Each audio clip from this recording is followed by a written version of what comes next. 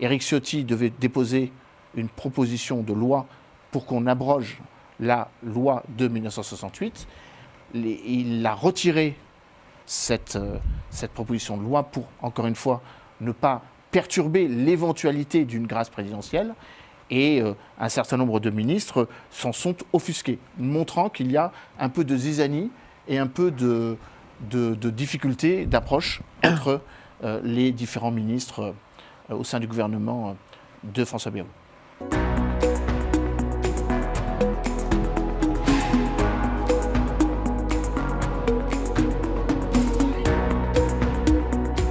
France-Algérie, encore un feuilleton hélas, qui dure depuis 60 ans et plus. Pardon, le président Tebboune, algérien, donc, a refusé la grâce à Boualem Sansal, donc l'écrivain franco-algérien. Je le rappelle pour les téléspectateurs, hein, vous le savez très bien. Donc, il était en prison depuis 7 mois. Novembre. Ouais, oui, 7 mois. Et bon, qui est malade, qui a 80 ans. Et on pensait qu'à l'occasion de la fête nationale, il pourrait y avoir une grâce présidentielle qui s'est exprimée, mais pas pour lui. Il n'a pas fait partie des heureux récipiendaires. Et qu'est-ce qu'on peut faire en tant que France? Est-ce qu'on a des moyens de pression? Parce que, enfin, je veux dire, là, ça confie à une humiliation quand même étatique vis-à-vis de la France, parce que c'est un citoyen français aussi qui est emprisonné, juste parce qu'il a dit que avant la colonisation française, Oran était une ville marocaine. Alors c'est une situation hélas dramatique, parce que la vie d'un homme est en jeu. Vous l'avez évoqué, Boualem Sansal a 80 ans, il a été plusieurs fois mis en détention administrative dans un hôpital ou dans un hôpital pénitentiaire, et que son état de santé se dégrade de jour en jour depuis maintenant les 7 mois de son hospitalisation.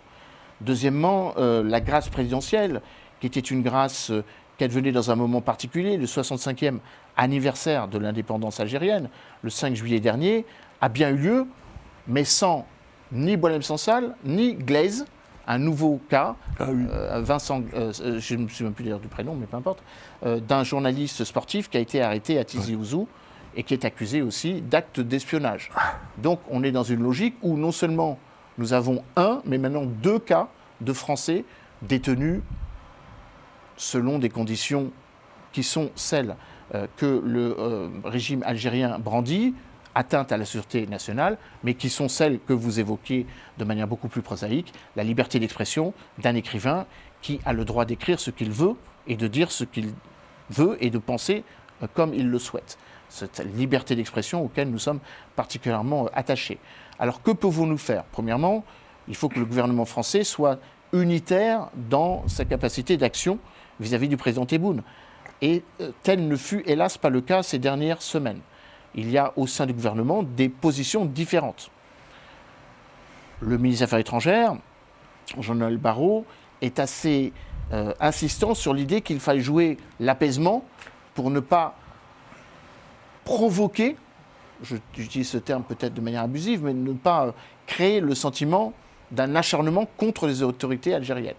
Le ministre de l'Intérieur, Bruno Retailleau, et j'en viens à votre question, évoque le fait qu'il y a un certain nombre d'éléments qui pourraient inciter le gouvernement à Alger à rentrer dans à défaut d'une négociation, car négociation il ne doit pas y avoir, puisque théoriquement il a été arrêté abusivement. Mais bon, soit, puisqu'on espère une grâce présidentielle qui n'a pas eu lieu, enfin qui a eu lieu pour des prisonniers dont, et c'est l'argument qui a été utilisé, le jugement n'a pas été confirmé. Il se trouve que quelques jours avant, le tribunal de grande instance d'Alger avait confirmé l'arrestation, enfin la détention et donc le jugement, avait confirmé le jugement de 5 ans de prison pour le Boualem Sansal.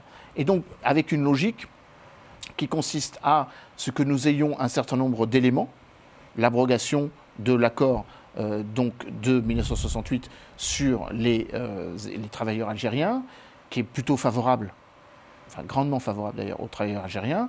Il y a un autre élément qu'on évoque moins, qui est celui des visas diplomatiques, qui, là aussi, favorise le personnel diplomatique et non diplomatique algérien à se rendre en France en n'exipant, enfin, en ne bénéficiant pas du régime de visa, qui est le régime que, comme vous savez, conditionne l'arrivée des Algériens en France et l'arrivée des Français en Algérie. Donc nous avons un certain nombre d'éléments que nous pourrions utiliser.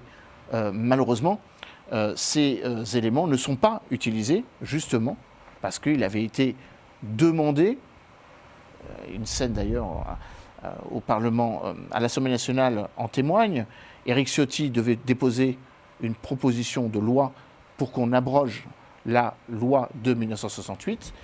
Il a retiré cette proposition de loi pour, encore une fois, ne pas perturber l'éventualité d'une grâce présidentielle. Et un certain nombre de ministres s'en sont offusqués, montrant qu'il y a un peu de zizanie et un peu de difficulté d'approche entre les différents ministres au sein du gouvernement de François Bayrou.